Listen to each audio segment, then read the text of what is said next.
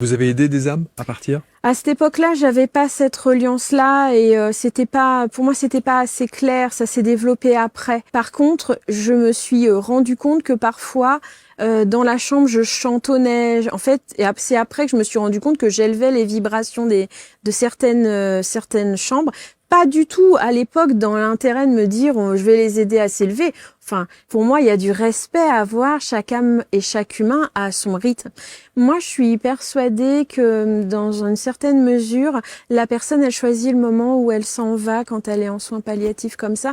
Parce qu'à plein de moments, ça me l'a démontré. Des personnes qui attendaient que quelqu'un revienne, etc. C'est très courant et qui attendaient un événement particulier, une date particulière. Ou au contraire, justement pas. Avoir peur que quelqu'un revienne, justement, dire au revoir. Et ça a été vraiment troublant parfois, ces synchronicités. Moi, je pense que l'âme et l'humain choisissent et que donc c'est pas à nous d'aider à faire partir.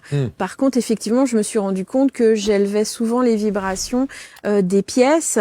Après, il se passait ce qui devait se passer. On laisse la part de l'invisible qui fait très bien son travail. On n'a pas besoin toujours d'intervenir, heureusement.